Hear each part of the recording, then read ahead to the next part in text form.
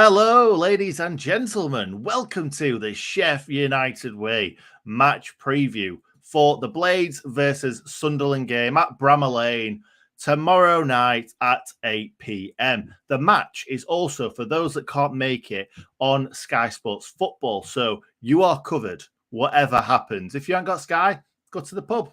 Why not? We just want to give a big shout out to members, as we always do. We love our members so much. They are going across the screen right now. If you want to become a member, click the join button on YouTube on your desktop, and you'll be paying £4.99 for the privilege, and it'll be straight to us, straight in our pockets. As Hal always says, we don't give to charity. We don't care about charity. We only care about ourselves. And Hal's nodding. He's not really. I'm only joking. Anyway, so this obviously massive game for the Blades, just coming off a draw with Middlesbrough. We will talk about the Middlesbrough game in a second, but here's Hal. How you doing, mate? Welcome to the stream. Oh, what's going on? Is it the weather? Is it the weather where you are? Is that what's affecting your internet? It's the weather. Oh, is the internet bad? No, I just wanted to worry you because I know what it does when I say that. Oh, you're such a great guy. Such a great guy. Yes, if you are living in Sheffield right now, you will know that it's absolutely powering it down outside with rain, thunderstorms. I was saying to Hal literally about 20 minutes before I came on stream, I had a half a second power cut, which is great. So hopefully we don't get half a second power cuts, because it doesn't matter if it's a half a second one or a minute one, I'm going to be gone. Is it the sort of power cut that meant you had to reset the microwave and the oven clock? No. Interesting. No. It was literally, I went straight downstairs and looked at the microwave straight away. So funny you should say that. That's what you do. That's what you do. The first thing you do. If there's any experts in the power cut world, how long does a power cut have to be before a microwave reset is required? Fantastic question. Let us know in the comments. And also, let us know in the comments what the weather's doing in your area, because I'm sure we've got other people in the stream that aren't from rainy Sheffield right now. Great content. It's pure, it's rich, and it's inoffensive. It's always inoffensive, except for last preview where you said a word week. That. Yeah. All right. Let's brush over that. Let's talk about Middlesbrough then, shall we? And I'll pop myself on screen. I won't talk about it for too long, as I always say, because I've done a match reaction. Lots and lots of people didn't agree with what I was saying. I thought that we were the better team. A lot of Middlesbrough fans saying that they were the better team. Some Blades agreeing with me. Some Blades agreeing with them. So it seems like it was quite a tight game. The Blades went up twice, 1-0, 1-1, 2-1, 2-2. And that was all she wrote. It was a bit of a frustrating end, because when you're 2-1 up with kind of 10 minutes to go-ish, you want to see it out, don't you? And we know as Blades fans, we don't often see it out, especially at Bramall Lane in the last few minutes against teams like Cardiff and teams like Millwall. And this was another one. We let a sloppy goal in. And very, very frustrating, and put me in a super bad mood. But we played all right. It was nice to go to the Riverside Stadium, where we're normally so bad, and actually come away with a point. I'm just enjoying these weather updates. Thank you very much. Oh, hot in Ireland. Well, it's all happening. We're actually going to look now at the last time that we played Sunderland. And if I go back to the exact last time, Nick, it's the 25th of September, 2019. That was a League Cup match, which we lost 1-0. The fantastically named Simpsons character Max Power scoring. But we always try and talk about, when we're having a league fixture against a league fixture, the league. So we've got to go back to Boxing Day 2017 for the last time we played Sunderland at Bramall Lane in the league. And it was a 3-0 Blades hammering of the Black Cats. Chris Coleman was the Mackems manager. The Blades took a deserved lead when John Lundstrom, don't know what happened to him, showed good composure, guided the ball home. Richard Stearman, I'm sure he celebrated this. He doubled the advantage with a header. No one's ever called him Steer Dog. I always call him Steer Dog. We'll talk about that later. With a header from Mark Duffy's free kick after the break, before George Baldock headed a third. I just want to take a quick moment to mention, I thought Mark Duffy, by the way, on CoComs on SUTV for the Borough game was fabulous. Did a really, really good job. And I would look forward to hearing more from him. The attendance for this game was 30,668. United's team, you had Simon Moore, Cameron Carter-Vickers, Steerdog, Jack O'Connell, Baldock, Edna, Bash, Lunny, Duffy, Leon Clark, Clayton Donaldson. Sharp was actually on the bench for this one. But as I go through that, 2017, not that many names still around, are there? No, that's true. And the manager, not even the same manager either. Yeah, so it would be Jack O'Connell, Baldock, Stevens, Bash, Billy. Flecky not in there. No, Flecky wasn't there. Wasn't on the bench either. If you're interested, the bench was Thomas, Jake Wright, Lavery, Lafferty, Blackman, and Samir Carruthers. And if you want to know what Samir Carruthers is up to these days, we have a video on this channel about Chris Wilder's first 10 signings and where Carruthers is now. Incredible. Blow your mind. Such a great footballer as well. Such a technically good footballer. Just a bit of a waste. And I must admit, I must give a spoiler alert. He's not playing Premier League football right now. Big spoiler. Big spoiler. I think that a lot of people were probably expecting him to be playing for Man City or something like that. That's my nickname for you. Forget Steerdog. I'm just big spoiler. That's what I'm going to call you from. I'll just BS. No, I can't call you. No, not really. Big spoiler, though. I like that. I think I like that. It's better being big than being small. You'd be a small spoiler, wouldn't you? If you're playing football, like the reducer. They see you coming along. Oh, don't mess with the big spoiler. He'll leave one on you. Okay. I'm going to say something, and then I thought, nope, it's not late night Sheffield United way. Not yet. Right, let me talk about team news for a second, mate, because, as always, every single week, I'm going to stop saying this from next week, the long-term injuries, Jayden Bogle, Jack O'Connell, Ender Stevens I'm throwing in there because we've not heard anything about Ender Stevens for quite a while. Adam Davis, we think, is another couple of weeks, I think, because he's a goalkeeper, and we're probably not expecting to see that much of him this season, as we obviously want to see Wes in the goal for the duration of it. I don't think people are that bothered about it. Obviously, if he has to come in when he's back fit, we want to see him do well. But yeah, for now, we want to see Wes in the sticks. Oze, minimum of 2 weeks, apparently, so could be more. Kieran Clark will be less than 2 weeks, apparently less than Ben Osborne, but we're not expecting him back for this game, obviously, less than 2 weeks.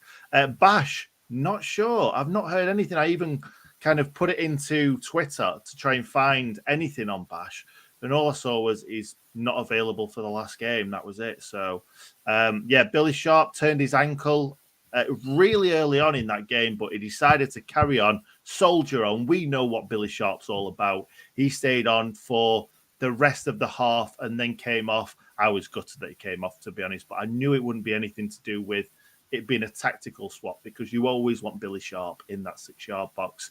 But yeah, we're not sure about the next game. They haven't scanned it yet because it was swelled. It had swelled up. I doubt he's going to be featuring in this game. That's why in a moment I'll show you my lineup that hasn't got Billy Sharp in it, which it did have last week. Also, Brewster, which I do have in my predicted team, he hobbled off apparently. I didn't see this. Somebody who went to the game told me that he hobbled off, so we'll have to wait and see for that. And pushing for a start, as always, I keep saying it week in, week out, Rina Kadra, James McAtee, and Tommy Doyle. Now, Tommy Doyle is in my predicted 11 because I think that he needs to play as many minutes as possible this season. Now he's back fit. We want to see Tommy Doyle get minutes. We want to see the other two get minutes as well. But Tommy Doyle, I think he's going to have a big season for us. So we've gone Wes in the goal, Anel, Egan, Norrington Davis left centre-back. I'd like that to be Kieran Clark and Reece Norrington Davis to play left wing-back. But I think we're expecting to see Norrington Davis carry on playing at left centre-back. Max Lowe, left wing-back. Baldock, right wing-back. Norwood, and I've gone for Doyle in there because I think that Norwood's possibly had a better season up to now than Fleck. Fleck is very on and off. Norwood does, obviously, as well, two assists, you could say, in the last game, where he assisted passing a ball to Sander Berger and then played the ball to Ndai, who made Ryan Giles put the ball in the back of his own net. So Ollie Norwood's going to have his tail up for this one. So yeah, Tommy Doyle and Norwood playing in the middle of the park for me. Sander Berger obviously got to be in there. Illiman and Jai got to be in there too. Brewster, I've gone for up top. Who knows whether Brewster is fit or not? I've heard a lot of people say McBurney could be playing instead of Brewster. Not sure what I think about that. I'm not. Why are people just saying that because he did the press conference? Because that doesn't mean anything. No, it doesn't. It doesn't. But I don't know. Who else would you put up top? Would you go Jefferson? I'd be tempted to change things completely. I think you go 3, and I think you try and play 2 that are going to support like wingers. One that's a main striker. I think we look particularly away from home quite anemic up front. Only 4 shots. You know, people saying 2 points dropped, but fans are saying 2 points dropped. So really, that tells you a draw was a fair result. We don't create enough away. This is a home game against a side who, when they've been promoted, you know what it's like. You ride that momentum, don't you? Whoa! Are you going back on what you said? Do you remember what I said in the prediction video? I said that Sunderland are going to ride this wave like we did, and you said no chance. You're reading comics if you think that. They are not going to get promotion. They are not going to finish in the playoffs. I didn't say that. I think they will start the season well. Then, naturally, things will catch up. But this is the early stages, and you don't really get an idea about the league until 8 or 10 games in, and we're not there yet. So I know. It's just funny you're going back on your word. Strange results early on in the season. They've actually got some problems. Let's look at their side. Dan Ballard likely to miss out for Sunderland, suffered an ankle injury in the early stages of the QPR game, a former target, apparently, if you believe all the millions of rumours with Sheffield United. Luke O'Neill expected to deputise in the back 3 if they do go with the back 3. You've got Elise, also an option after his move from West Ham, barring any more injury issues. The remainder of the team could well be the same for Sunderland. Patterson in goal, O'Neill, Danny Bath, former Blade, Sirkin at the back, then Gooch. Then I think they'll maybe go Neil Evans-Clark with Pritchard supporting that very dangerous Stewart and Sims. I like Stewart, not just because he's got a cracking surname, but I think he's the kind of target man that's, good feet for a big man, that you do need in the Championship to try and get decent results. And just shake things up and cause a bit of panic at the back. He's very much a cat amongst the pigeons player. Let's see how the referee deals with him. The referee is James Linnington from Newport. Not James Linnington. That is a name that I remember. Yeah, because he's actually been involved in some big games for the Blades. I mean, last season he took charge of 32 matches in all competitions. He issued 143 yellows. That is on the high side. 7 reds. That is on the high side. And 5 penalties. That is on bang average. He last refereed the Blades 0-0 draw at Huddersfield. Some say we were lucky to get a draw there. That was on the 12th of February this year. Prior to that, this is where you remember him from, he was in charge of our 1-0 win away at Fulham on the 20th of December, 2021. Iliman and I was Skillyman and I doing Illiman things. Dropping shoulders, curling balls into the bottom corner with his weaker foot. That's what he does. That's what he does. And what I will say is that if he's the dangerous Stewart, what are you? The not even remotely dangerous Stewart. And I mean that in any aspect of life.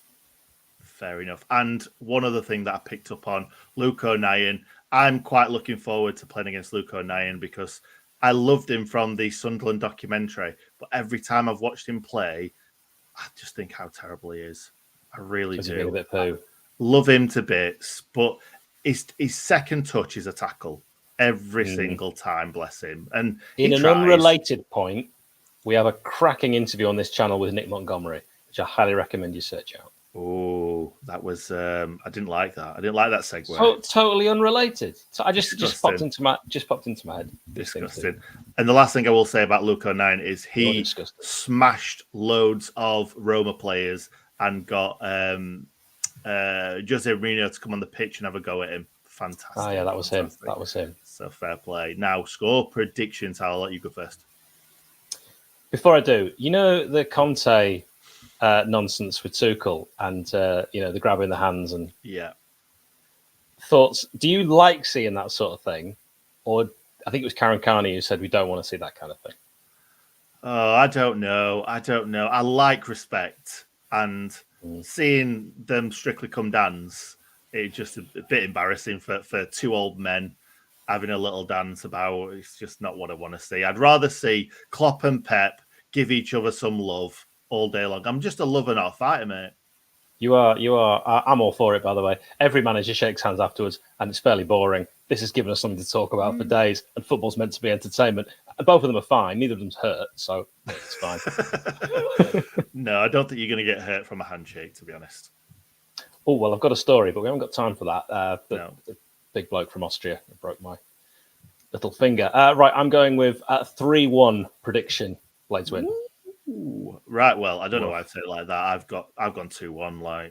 I've gone 2-0. I've gone 2-0. Sorry, Ollie went 2-1. And this is a perfect segue to say, go and watch the championship prediction video that me and Ollie did on this channel, because it's not done very well up to now. So, in that video, it's a great video, mate. It's a great video, but these Tuesday, Wednesday night matches are always going to be tough because it doesn't give them a lot of time to watch it. So that's the reason why it's not got many views. Not because it's bad. It's a very, very good video. And Jim Phipps even tweeted us and said, very, very good video. So there you go.